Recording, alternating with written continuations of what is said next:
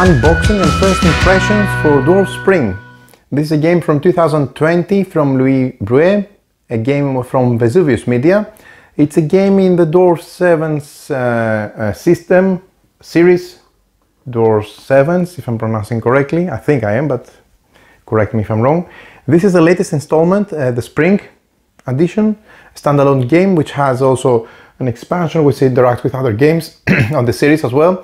But this is a standalone game as it is. This is a game under the category of fantasy and miniatures. The main mechanisms are deck, bag, pool building, essentially deck building, hand management, modular board, network building, a bit of take that, and worker placement as well.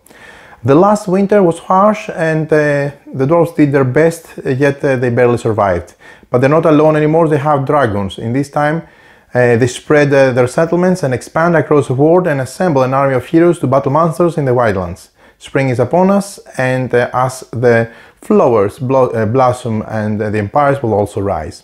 So this game, in this series actually, in the fall installment, you build your kingdom and you gather resources to prepare. In the winter you battle the elements and you fought the monsters to survive. Now it's time to expand the empire across the lands and gain more territory. So let's open the box to see what's included inside the game. Again, it comes in a very polished and sturdy box, linen finish with a good weight, and feels good quality for the box on the exterior. This is the back of the side. You see it has 64 miniatures, 158 cards, rulebook, player boards, tokens and tiles. This is how it looks. It also has a very nice building miniatures that you have on your player board, and you try to get them on the board. There are also monsters roaming and various things. So let's open the box and see what's inside.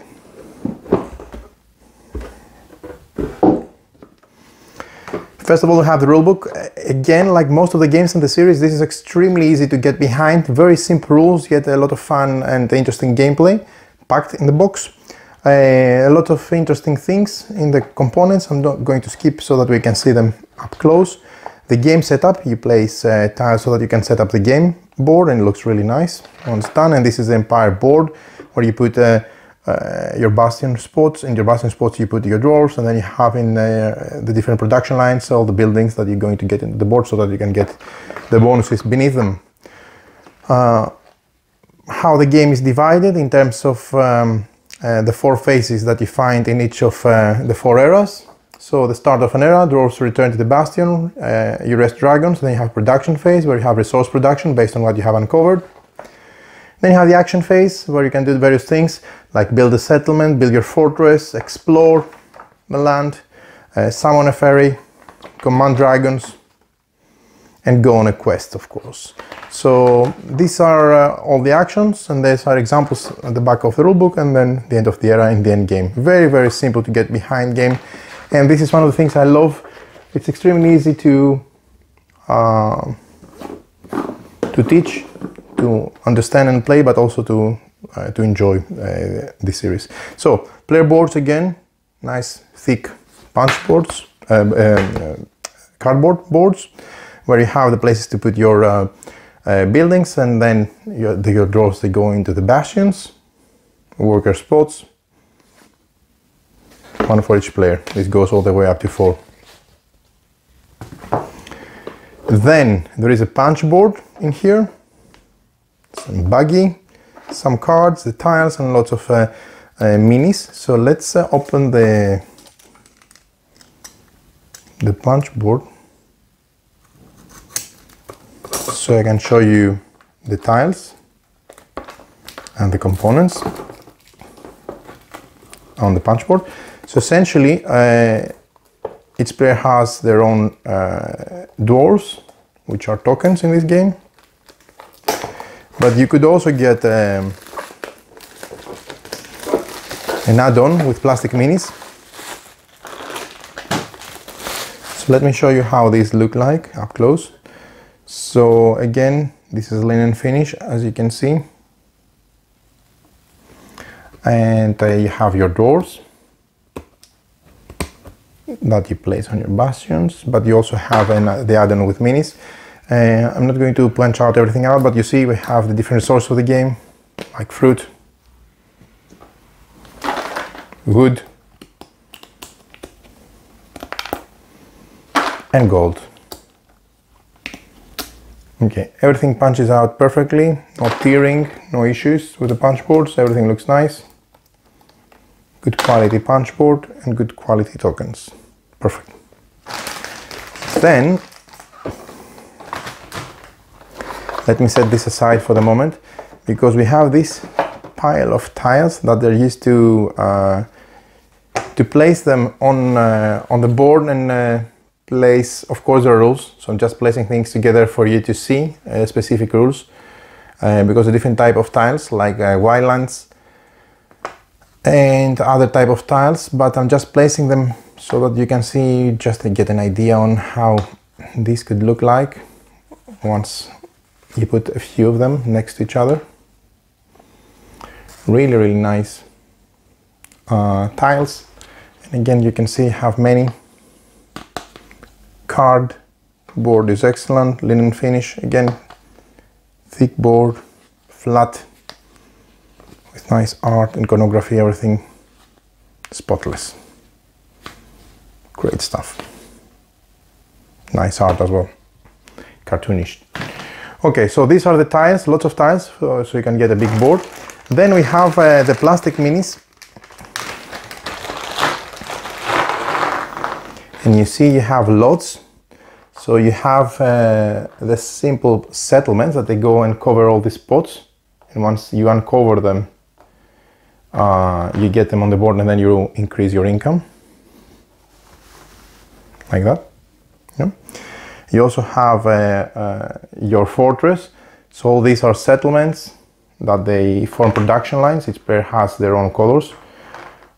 Just randomly I picked up green, not that it's my favorite. But you can see that once you put them on the board, you can cover more production perks and more income, and that really boosts your economy, let's say. And this is your fortress. Okay, so same sculpt for different colors, but they look really nice on the board because these are going to go on the map. So really nice. And of course your doors will be here. Let me show you in the bastions. But if you have this upgrade with a bag of dwarves, then you have this nice bag of dwarves that you can use in the other games as well. That's why I like when companies make synergies with their games. And then you have these really, really nice dwarf miniatures.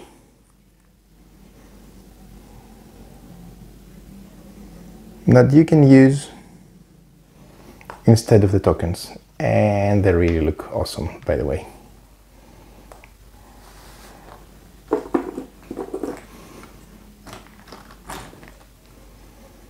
And they're different sculpts and they're really, really cool.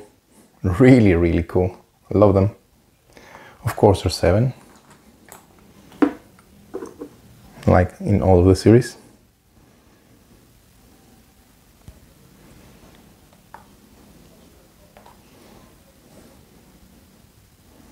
Really great.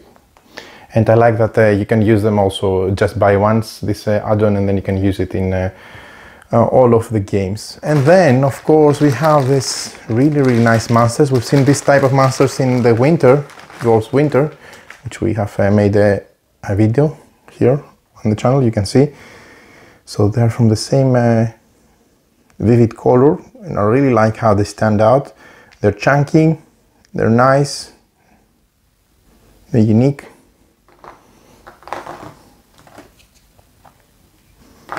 In terms of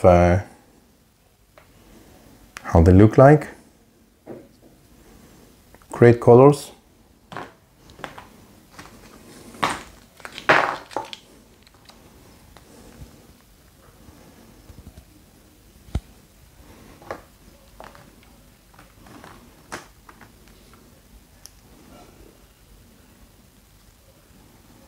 have 2 out of each of the type included in the game. Really good looking. That of course are going to be roaming on the game board. And then we have the cards of the game, and this is another plus because the game cards are square, linen finished and huge, big size, so I really like the fact that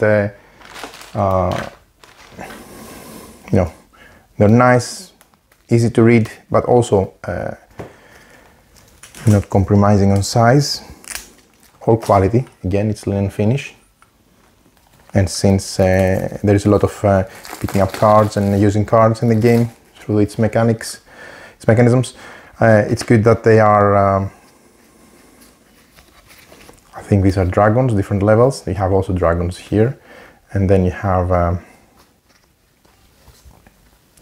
these are fairies in between. Okay, they're mixed from the printer. Okay. And these are different levels of dragons, starting from the lowest, going all the way to, I think 3, if I'm not mistaken, the highest level. Okay, there you have it. And let's open also the second deck. Make sure we didn't miss any of the same kind. Each player has their own heroes. Deck of heroes in their color, as you can see. And for some reason the fairies like to go in between, squeezing themselves in between the different cards, so let's separate them. Yeah. Okay, so green player.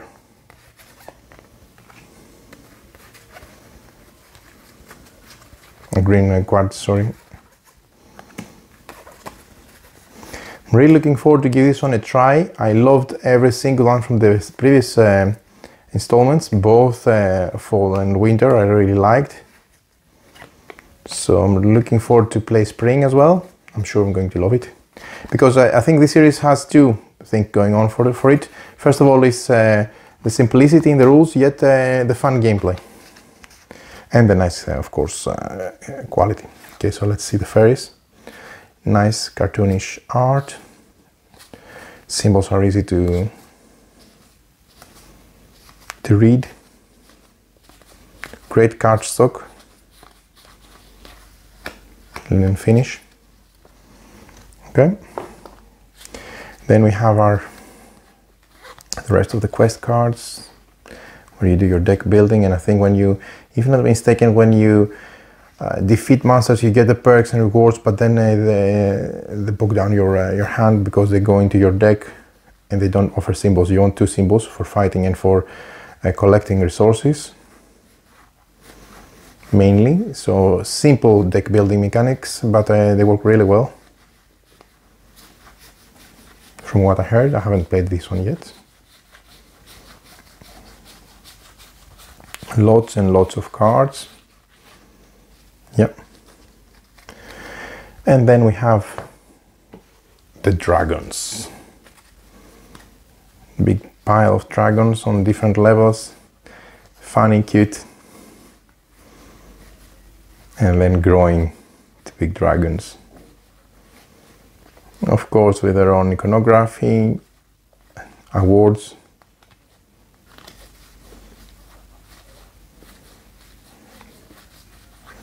Big variety of cards, lots of cards.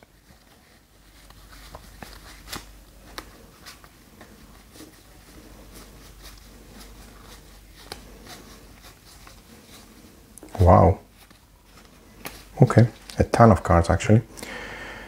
Right, so last thing that I want to show you is this expansion that you have, the Dwar7s Spring Enchanted Forest expansion, which is an expansion that actually is compatible with Dwar7s Winter, Dwar7s Spring, and they can be played with each of those. It adds new building masters, new legendary classes and more. So it has 77 cards, rulebook, mystic hall and 30 miniatures.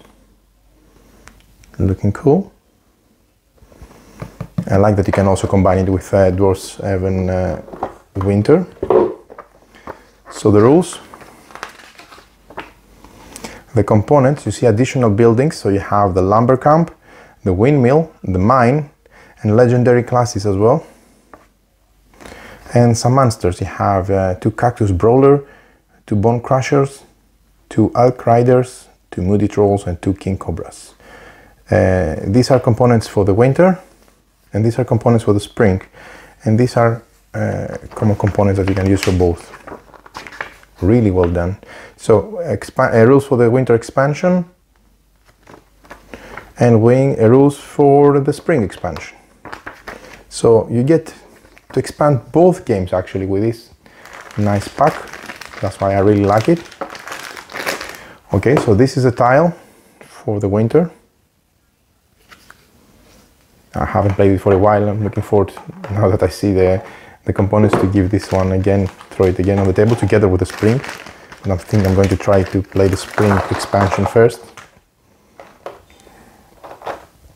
The mine looks really nice. Nice, sturdy, thick plastic. And look at that. Wow.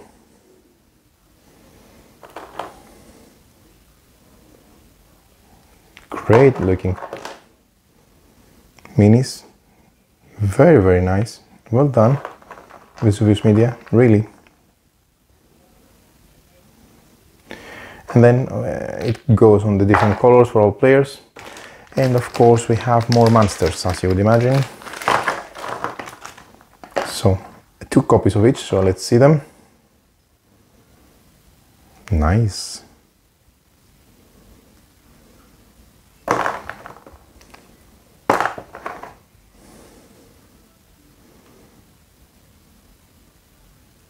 King Cobra.